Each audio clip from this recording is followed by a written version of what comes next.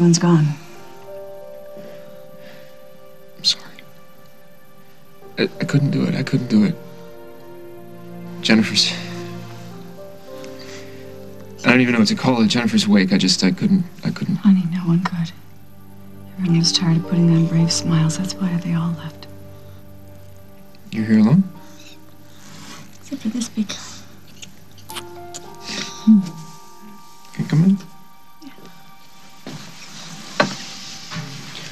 Where's Meg? I don't know. Really? Got home? Sure. It's been real fussy, but Yeah. there you go. Who hasn't? Uncle Paul.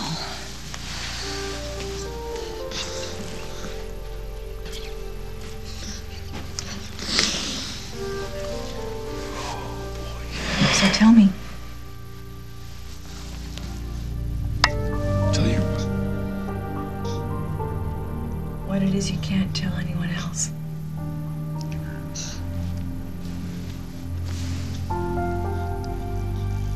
Emily has always been a troubled woman. She didn't turn into that person just this last year.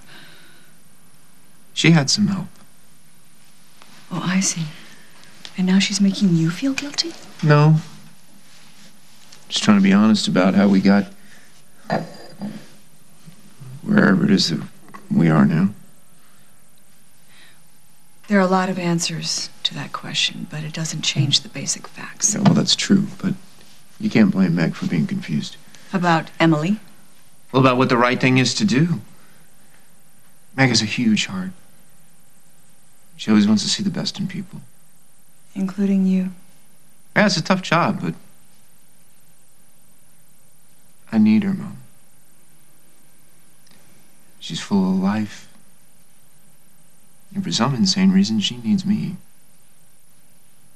And I don't want to raise my child without her, but... But if you have to, you will. If you have to make a choice between Meg and your child, you will always choose your child. You know that as well as I do.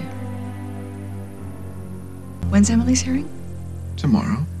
If Dusty hasn't mentioned a thing, maybe he's forgotten about it. Barbara. If the evidence stands, what happens? Emily goes to jail. You're sure about that? Well, as sure as I can be about anything. Okay. I will go to court tomorrow. And if Emily tries to say that Jennifer wanted her pardoned or the case dismissed, I will testify under oath that Jennifer wanted Emily as far away from your child as possible.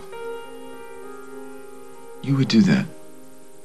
For you, yes. Not that Jennifer's wishes can make this case go away, but if you want my help, you've got it. But then I'd be the kind of parent that you are. I don't want your help. That's too bad, Paul. Is it? I gotta go. Not until you hear me out.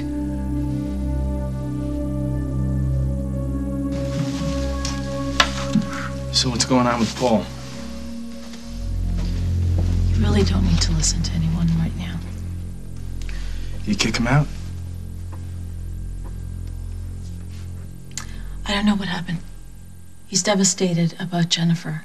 And I don't care if you believe him or not, but it's true. That's why he's... That's why he's what? He's struggling. About Emily and what to do now. He knows that Jennifer forgave Emily after what she did for Johnny, but Paul's right. It doesn't mean she could be trusted. And if she goes free, if she's a part of this baby's life, she could do some real damage. So why are you telling me this? What do you mean? I think Paul sent you down here to make sure I go tough on Emily. Paul didn't send me. Don't lie to me!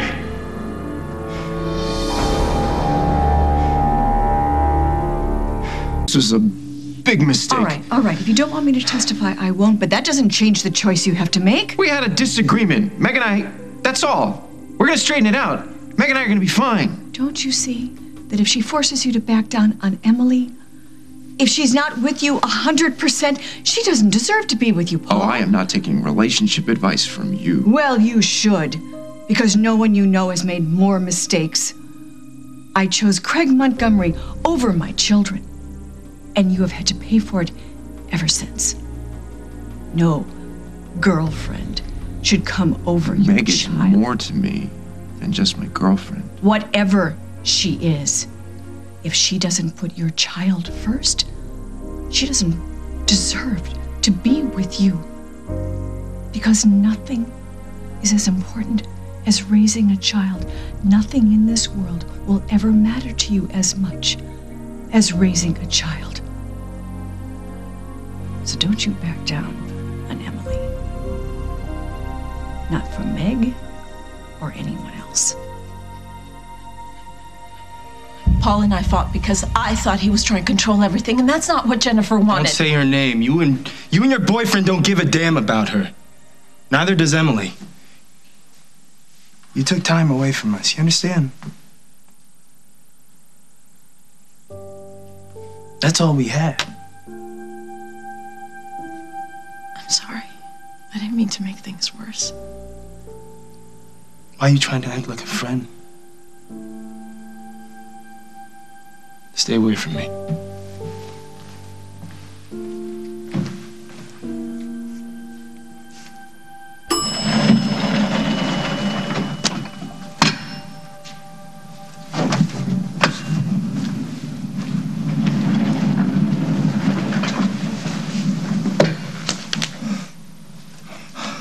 Okay, come on. 1, 3, 2, 3. Put me down. Over, second row over. Thanks. Oh, nice, Henry, nice. That's Elise. Okay, listen. Give me a couple days head start, okay? I'll ditch the car outside of Clayton. You raise holy hell, okay? Yeah, Act like you usually do, okay? You'll get off the hook. I know the drill. Okay. What is the plan after that? The plan is I'm gonna raise my child. There is no plan, is there? Henry, the less you know, the better you're gonna be with the cops, okay? So that's it. That's it. It's just bye, Susan. Bye, Daniel. No, not forever. You know, once I get myself settled and I know the baby's okay, and everyone's had time to adjust, I'll contact my mother, okay? Who knows? Maybe Daniel can even meet his little brother or sister. I don't know. I mean, stranger things have happened, right? Yeah, sure. Okay. Here. Huh? What's that? Just open it. Just open it. Open it. Henry. Nobody's baby came in at 18 to 1. I picked her in your honor, so who knew?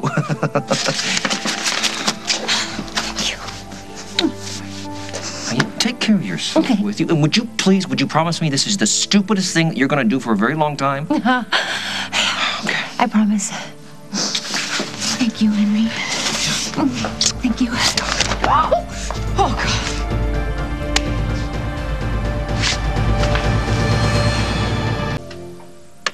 Rest. Yeah. I'll have nothing but time. Right?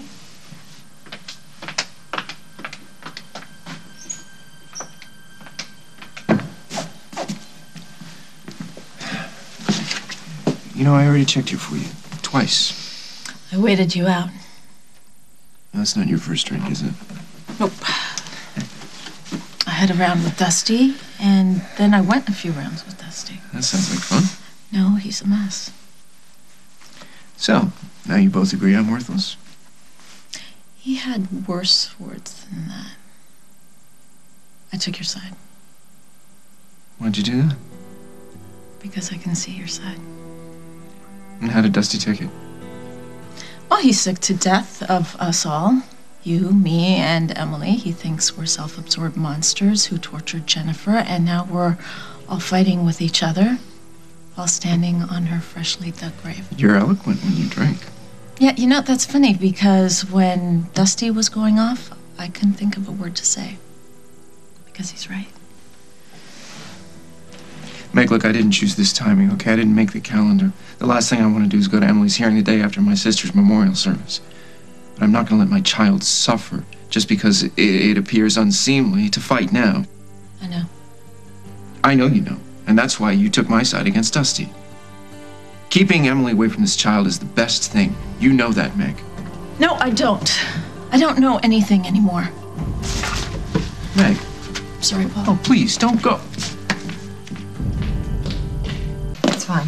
Emily, for what it's worth, you look wonderful in Thank that you. outfit. Really. I appreciate you bringing me my clothes. I spent the whole morning getting ready. Ready for what? I don't know. You have to stay positive. The judge can't ignore the fact that you put your unborn baby at risk to save Jennifer's little boy. I'm afraid one selfless act doesn't wipe the slate clean. Well, it has to count for something. Susan, your daughter kidnapped Dusty Donovan and threatened his life. Her whole future depends on the judge ruling whether or not she was sane at the time. Well, let's just hope and pray the psychiatric evaluation helps us. Prayer is good. If we can get God on our side, along with a friendly witness. See, I thought that would be Dusty. If Jennifer were still alive, I know she would have gotten him to testify on my behalf. Say a good word for me. Maybe there's still hope, right? Hey.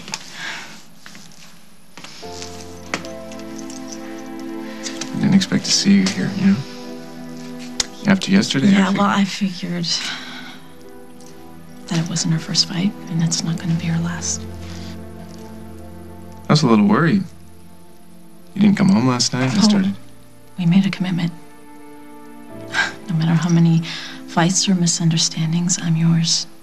I'm always going to be by your side, no matter how long it takes me to get there. You're amazing. Well, that's what true forever love will do to a girl.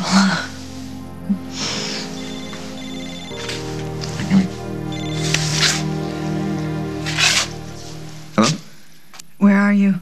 At the courthouse. Emily's hearing's about to start. Yes, that's why I'm calling. Dusty won't be there. You know what that means. He won't be able to stand up for her. So, prison or padded cell. She'll be put away, and you will get custody of the baby. All right. I'll let you know how it turns out. Dusty's a no-show. We don't have to worry about him standing up for Emily. Well, looks like you're going to get what you want. All rise for the Honorable Judge Marcus Carruthers.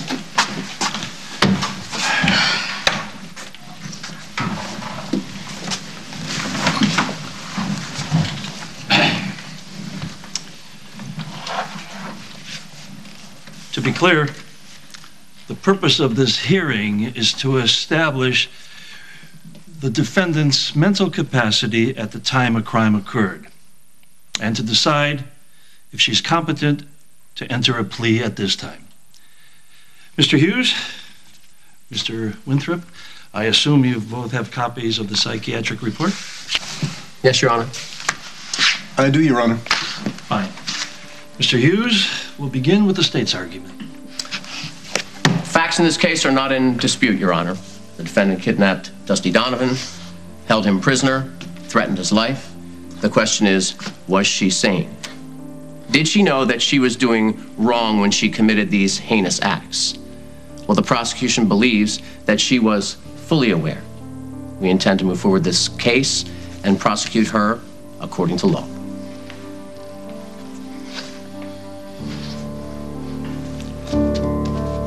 Your Honor, several court-appointed psychiatrists interviewed the defendant for hours. It's noted that she feels remorse for what she did, regret. After the fact, regret does not cancel out reality. She knew what she was doing. She knew it was wrong, and she came up with an excuse about being jilted at the altar, which brought on some kind of psychotic break. Imagine living in a world where someone suffers a rejection and turns criminal. I mean, a broken heart, a wounded ego, or these excuses to terrorize and intimidate. They are not the definition of insanity. It does not mitigate her criminal behavior. Mr. Winthrop, you've had a chance to review the same evaluation? Oh, I have, Your Honor. You care to comment? I've read better fortune cookies. Your Honor, this report contains no surprises. The Emily Stewart seated here today is as sane as you or I. What this document fails to do is give us any insight into her mental state at a very difficult time in her life. So, we're left to ask our own questions and draw our own conclusions. What kind of woman kidnaps a man and holds him prisoner and then risks not only her own life, but that of her unborn child to save that man's baby? The first is an act of a desperately troubled woman. The second, a selfless act of mercy. Cynics may claim that Emily did this to save herself, but I'm here to tell you my client's sole motivation was to save a child's life, and at no time did she ask for or expect any mercy in return.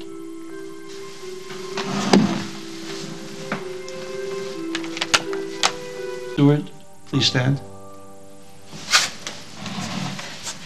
Tell us how you got here. Your Honor, I'm the first to admit I did horrible things. Crazy things. Your Honor, the defendant is... You had your turn, Mr. Hughes. Continue. The insanity began when my fiancé broke things off moments before we were supposed to be married. Look, it's not an excuse. I'm just telling you that's when I snapped. And your present state of mind? Well, I've been working with a therapist for several weeks now. When I look back to what I did, it's like looking at another person. I mean, I don't know who that person was. It's certainly someone I didn't want to be. And when the chance arose to donate my unborn child's stem cell to save another child's life, I swear to you, it wasn't about chalking up points to save myself. It was a chance to finally do the right thing. Miss Stewart, have you made arrangements in the event you're unable to care for the child you're carrying? Your Honor, if I may. And you are? Paul Ryan, I'm the baby's father, and I'm completely committed to getting full custody of this child and raising it in a loving and stable home. Your Honor, whatever you decide, I know I have to live with. All I know is that giving up this child, knowing that the first time I hold him or her might be the last, I swear to you, it's the worst punishment I can imagine.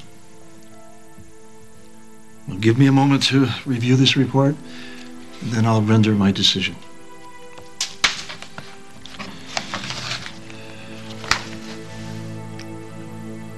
Ms. Stewart, would you please stand? It is to your credit that you have expressed sincere remorse at your wrongdoing, and you saved the life of a child. That in itself is no small thing. But as the district attorney pointed out, good deeds and regrets do not mitigate charges of kidnapping and attempted murder. It is therefore my ruling that you enter a plea on these charges and be remanded back into police custody until such time as a court date can be set. Your Honor, I need a moment to confer with my client before we enter a plea. All right, Mr. Winthrop, but be brief. Thank you. You won.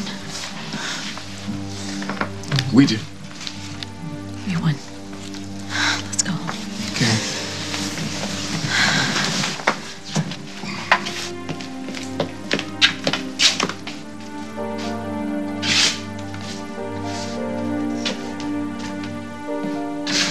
This was not unexpected. Getting the judge to buy that you were insane was a long shot at best, and it didn't pay off. But it was only our first roll of the dice. Geez, what are you saying? I have other options? Limited, but yeah. I had breakfast with Tom this morning, and the DA's office is willing to cut a deal if you plead guilty. What kind of deal? A suspended sentence? What? You'll have to do time, at least 10 years, but with good behavior. 10 years? It could be a lot worse. If you nix this deal and go to trial, a jury might be a lot less sympathetic. 10 years? This is your decision, Emily, I know. But if I were you, I would plead guilty. Yeah.